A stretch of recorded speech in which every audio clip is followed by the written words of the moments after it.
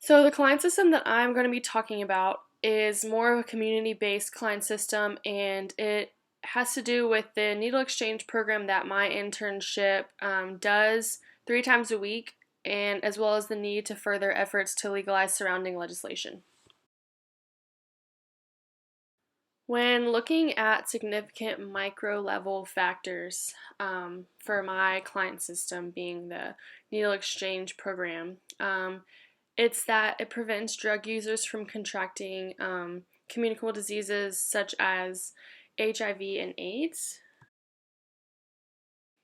A meso level factor that is significant in regards to needle exchange is that it will clean up communities from having dirty needles laying around, as well as protecting our first responders, more specifically police officers when they're on the scene of a crime or if they're investigating something.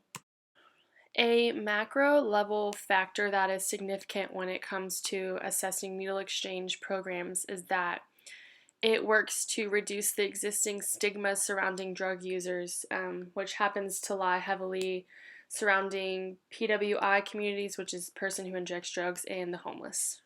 Strengths of this client system is that it includes prevention of HIV, overdose, excess needles in the community, as well as there's a heightened education surrounding the spread of diseases, specifically HIV and AIDS, due to the increased number of drug share or needle sharing. The current presenting problem is the existing negative stigma surrounding needle exchange and syringe exchange programs in communities.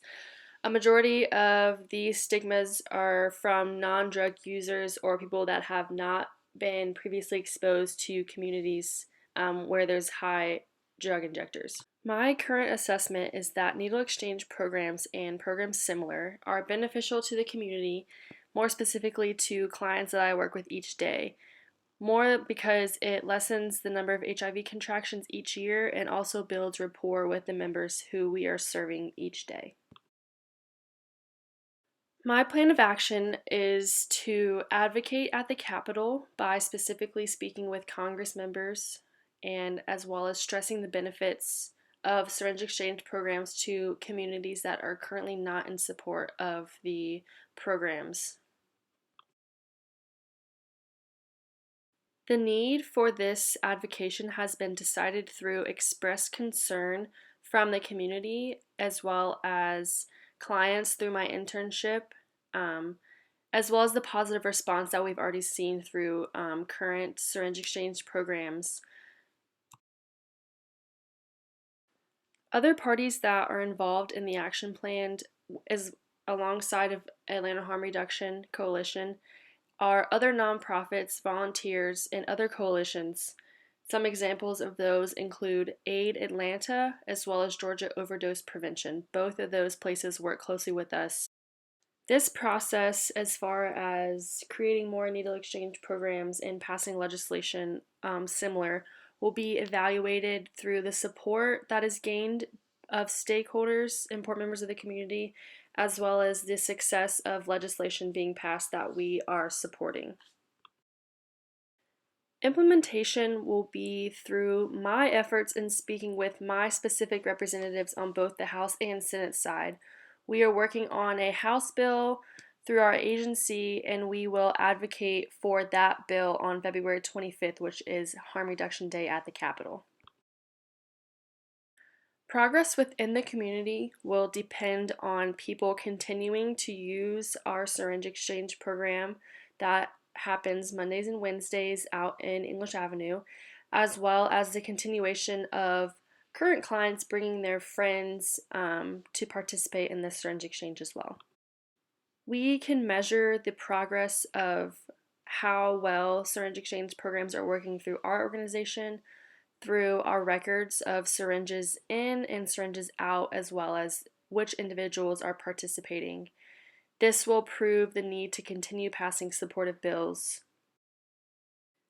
In efforts to improve our work surrounding syringe and needle exchange programs, I can talk with people who don't currently support our programs, whether that be on an individual basis, at community events, or at the Capitol, for example, during Harm Reduction Day.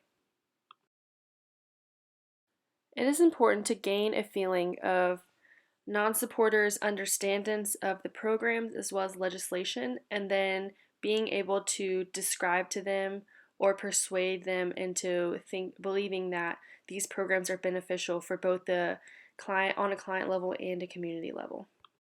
Another way that we can follow up with the community that is currently non-supportive of syringe exchange programs is to invite them to our harm reduction conference that we're hosting the end of March. It will be another great tool to help educate these individuals as far as what these programs can do for the community. One way I can ensure this intervention is best serving the community is through the continuation of sitting in at our outreach opportunities to get responses from members, whether that be through interview questions or just having simple conversation and seeing how this has impacted their journey.